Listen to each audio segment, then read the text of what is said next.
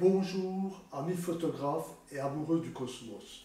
Si on se retrouve aujourd'hui, c'est pour parler de photos.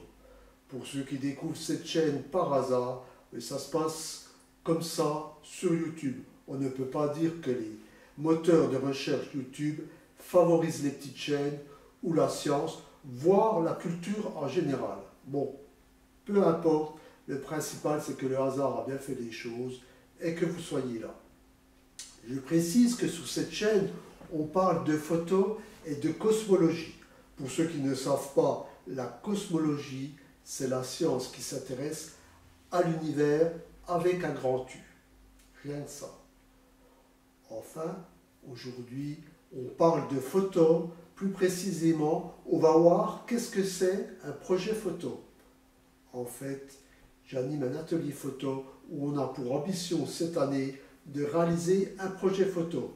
Donc j'ai décidé, à travers cette vidéo, de vous donner envie de vous lancer dans ce challenge de projet photo ou plus simplement de profiter de notre tour d'expérience. N'étant pas photographe spécialiste, cette vidéo ne sera pas forcément exhaustive. À présent, tout est dit, on peut démarrer.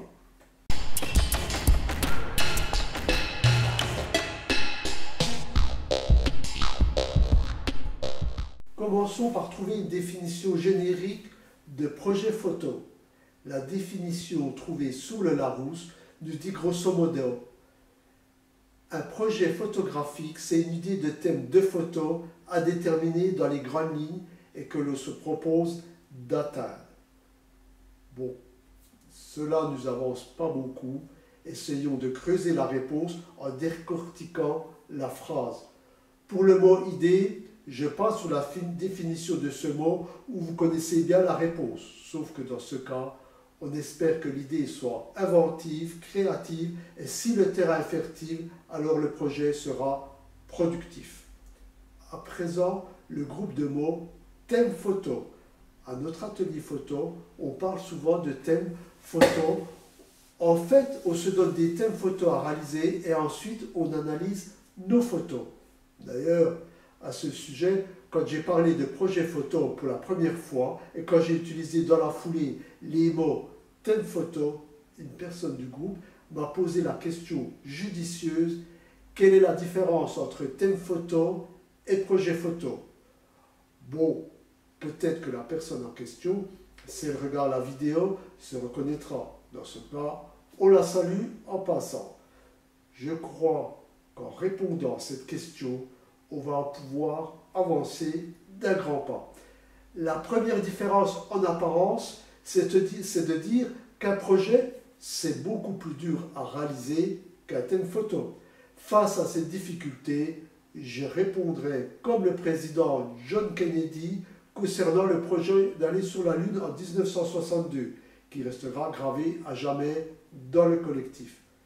Où il a dit: les États-Unis vont se rendre sur la Lune, non pas parce que c'est facile, mais bien parce que c'est difficile.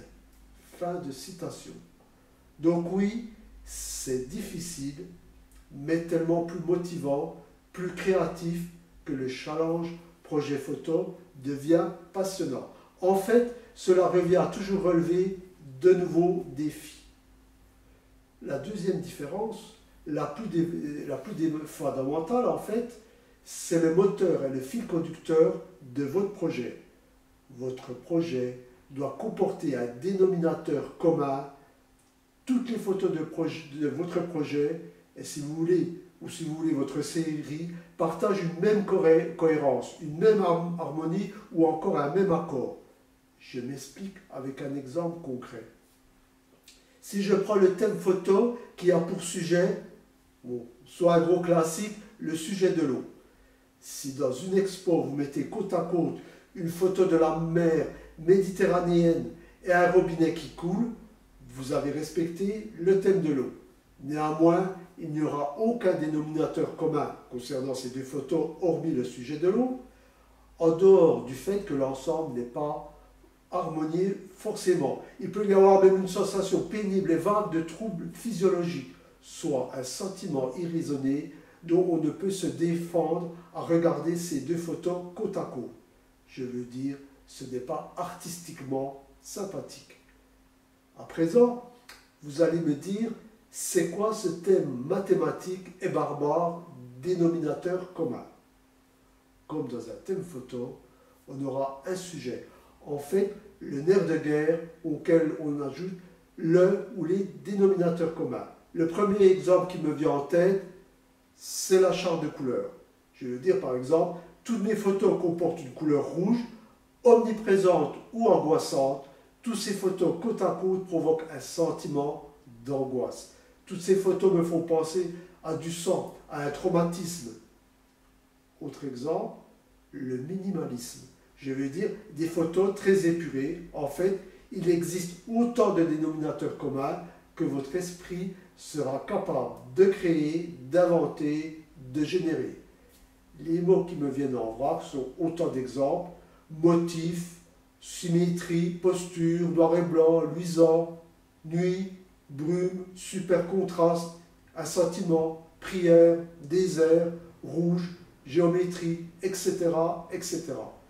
J'attire quand même votre attention que si vous faites tout cela, ça ne sera pas forcément suffisant. Même si votre série est cohérente, cela ne prouve pas forcément qu'elle est esthétique. Quand je dis ça, je ne confonds pas les mots esthétique et beauté. Votre projet doit être esthétique au sens péjoratif. En fait, il n'y a pas obligation à être beau. La laideur peut être une forme d'esthétisme.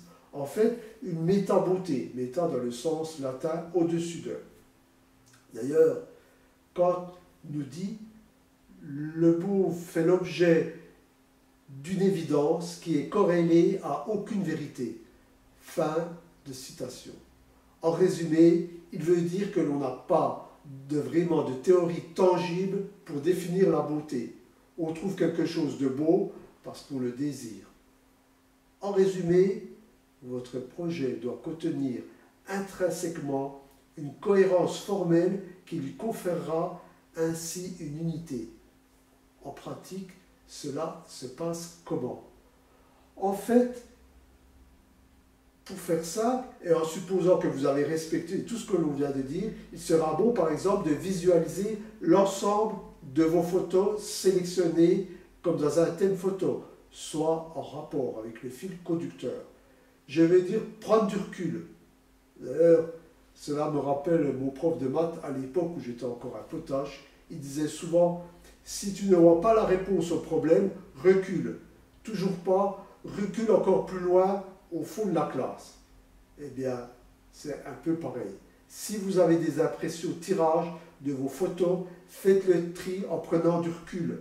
Faites encore le tri en mettant de côte à côte vos photos sélectionnées, même si c'est frustrant de supprimer des photos. Il ne faut surtout pas conserver une photo sous prétexte qu'elle est bonne. Si elle ne fonctionne pas avec les autres, il ne faut pas hésiter à l'enlever. De cette manière, votre série va commencer à se construire et à prendre forme. Bon, je pense avoir défini grossièrement le contenu d'un projet photo. À présent, on peut répondre brièvement aux questions de forme que l'on a posées et que j'ai notées. Un projet, c'est combien de photos? Il n'y a pas vraiment de réponse absolue. Simplement, si cela peut vous aider, on voit des séries de 3 photos, beaucoup de livres ou expos avec des séries de 10, 40 photos, voire plus.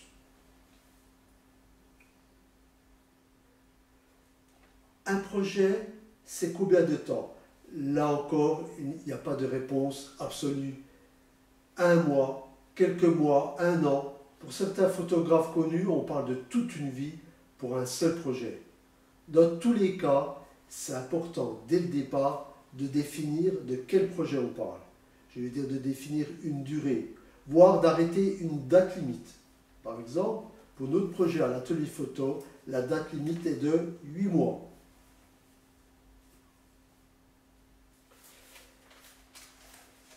Un projet peut-il comporter du texte?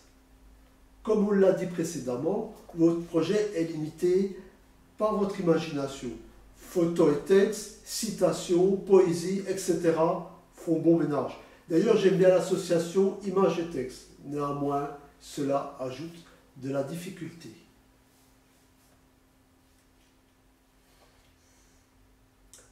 Peut-on démarrer un projet si nous n'avons pas d'idée? Oui, je pense que c'est souvent le cas.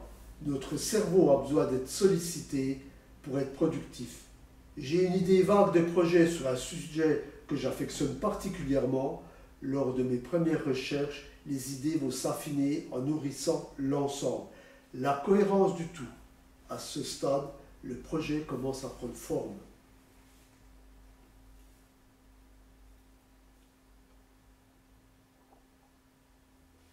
Doit-on respecter les règles photo lors d'un projet photo?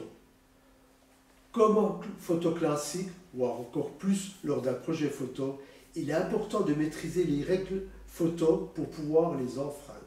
J'en ai déjà parlé.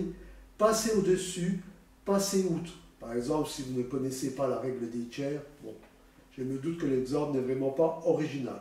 Tant pis, je continue.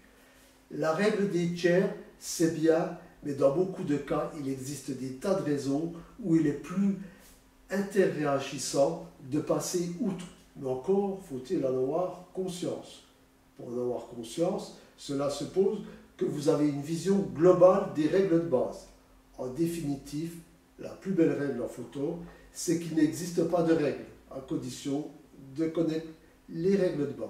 Bon, je ne sais pas si cette maxime veut dire grand-chose, peu importe, vous m'avez compris. En tout cas, il est largement conseillé d'éviter les erreurs du débutant. Par exemple, mettre sa signature ou n'importe quel graffiti ou texte sous vos photos. Auquel cas, on ne verrait plus l'essentiel de la photo, mais des pattes de mouche à la place. Autre exemple, désaturer une photo avec le sujet principal en couleur. Cela prouve très simplement que vous êtes dans l'incapacité de construire une photo qui raconte une histoire. À la lecture de votre photo, on ne comprend pas, on ne voit pas où se trouve l'élément principal. C'est pour cette raison que vous avez passé l'élément principal en couleur.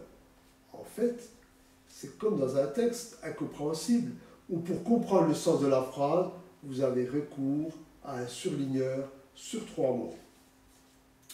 Autre exemple, on sait que notre cerveau est un poil feignant et qu'il aime bien le noir et blanc, ça lui simplifie le travail de compréhension. Néanmoins, utiliser le noir et blanc au détriment de la couleur, si cela n'apporte rien à votre photo, je veux dire si cela ne fait pas ressortir des contrastes, des motifs, des symétries, etc. et un poil ringard. En tout cas, vous n'êtes pas obligé de faire comme tout le monde pour faire pro. Il est possible de dépasser ça. Le noir et blanc, c'était bien, mais pas, c'est bien, je veux dire, mais pas ultime. Aujourd'hui, il existe toujours la créativité. Ce n'est pas mal aussi. Autre exemple, c'est promis, après je m'arrête, ne pas recadrer une photo pour respecter un format connu. Une photo, comme je l'ai dit plusieurs fois, ce n'est pas la réalité. Voir mes vidéos précédentes sur le sujet, sans aborder les problèmes métaphysiques, rien que le fait de cadrer, vous choisissez consciemment de déformer la nature au sens physique, les perspectives, de tasser ou pas les plans, de travailler en plongée ou l'inverse. En fait, vous allez faire rentrer des choses incroyables dans la fenêtre. C'est le contenu de votre photo, de votre œuvre artistique. En contrepartie, le format 3,5 ou 16/9 ou carré, ce n'est pas le contenu, mais la forme. Elle est secondaire au regard du reste. Néanmoins, le format ne doit pas enlever de la cohérence à votre projet, à votre présentation.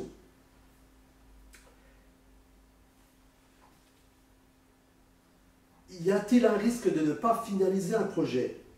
Oui, dès le départ, je me pose la question, que me faut-il pour mener à bien mon projet? Le temps, l'argent, le matériel, etc.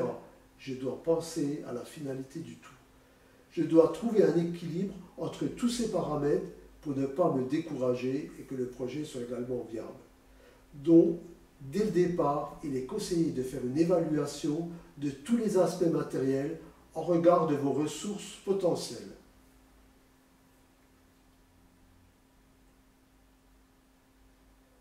De quelle manière je vais communiquer au niveau de mon projet? À mon humble avis, là encore, il n'existe pas de règle. L'exposition en galerie, c'est le top, mais tout le monde n'a pas la chance et les moyens de se payer ce luxe. Internet, avec toutes ses formes de communication, comporte beaucoup de ressources. Néanmoins, aujourd'hui, il est très facile de créer un livre photo, fruit de votre travail, ensuite libre à vous de l'offrir ou de le vendre à des personnes ou amis passionnés. C'est ce support que l'on a adopté pour notre challenge projet photo.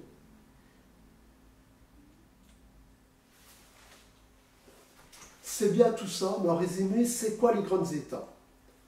La première étape est de définir le fil conducteur de votre projet. Le plus souvent un sujet que l'on affectionne particulièrement, mais réalisable matériellement parlant. Comme je l'ai précisé au début, à ce stade, on parle de genèse du projet. Donc ne soyez pas inquiets si tout ne semble pas se construire, s'emboîter comme un Lego. C'est normal. Deuxième étape, les aspects pratiques. La situation géographique. Ne prévoyez pas de prendre des photos en Russie si vous avez peur de l'avion ou pas les moyens ou pas le temps. Dans cet état, il est bien de déterminer la durée du projet, 3 mois, 1 an, etc. Il est évident que je ne parle pas de matériel photo. On suppose que si vous vous lancez dans un projet, vous n'êtes pas débutant en photo. Comme je l'ai dit précédemment, pour notre projet photo, on s'est donné environ 8 mois. Troisième étape, la plus difficile à mon sens, on va travailler sur le ou les dénominateurs communs, ce qui va définir le style, l'esthétisme de votre projet. En fait, la structure de votre projet. Dans cette étape, comme vous allez mettre côte à côte vos prises de vue, vous allez peut-être vous rendre compte que cela ne fonctionne pas, voire même que cela ne fonctionne pas jamais. Dans ce cas, vous allez être obligé de reboucler à l'étape 1 et de peaufiner votre fil conducteur. Quatrième étape, celle de la frustration. Celle qui consiste à jeter les photos qui ne fonctionnent pas ensemble. Celles qui ne s'intègrent pas dans un tout cohérent. Celles qui ne suivent pas le fil conducteur ou celles qui cassent ou violent le style du projet. En fait, dans cette étape, je construis linéairement ou en doublon ou spirale, peu importe, la suite des photos. Je progresse avec des photos qui fonctionnent bien ensemble, par esthétisme, et qui déroulent une histoire ou une autre théorie cohérente avec mon montage projet. Personnellement, à cette étape, si je garde une photo sur une vingtaine, je considère que j'ai... J'aimerais aussi préciser du fait que j'ai beaucoup parlé de cohérence entre les photos, que dans certains cas, ce n'est pas une règle indépassable. Je m'explique avec un mauvais exemple. Peu importe, soit, mais c'est celui qui me vient à l'instant. Supposons que l'on a une série de photos en noir et blanc et que je décide de mettre en plein milieu une photo en couleur pour créer un choc. En fait, d'enfreindre les lois de l'édition d'un projet photo. Si vous avez une bonne raison de faire ça, je veux dire, si c'est assumé et que cela doit s'intégrer dans votre projet, oui, vous devez incontestablement le faire. N'oubliez jamais que vous êtes maître de votre projet. Pour les autres étapes, assemblage des photos, présentation et ensuite partage sur les réseaux sociaux ou édition sur papier ou encore exposition photo, on pratiquera comme avec des photos classiques. Voilà, j'ai terminé pour le décortiquage d'un projet photo et le cahier de route. Je suis désolé, je n'ai pas de gros projet perso à vous montrer, sachant que ce challenge est une première pour moi. Néanmoins, vous trouverez des exemples de micro-projets, soit à chaque fois des séries de 3 photos que j'ai réalisées est posté sur Instagram en préambule. Le lien est dans les commentaires. J'ai fait un flashback sur le thème dénominateur commun avec cette mini-série. Pas forcément de grande qualité au niveau technique, ce n'était pas le but. Je l'ai posté également sur Instagram.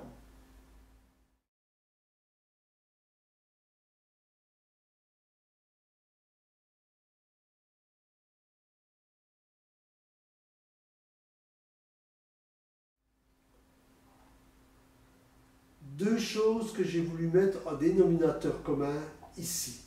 Ce sont les mains du singe et le regard. Les mains sont là pour qu'on puisse faire l'analogie avec les êtres humains et mettre en avant le fait que par rapport à la théorie de l'évolution, les singes ne sont pas nos cousins, mais nos frères.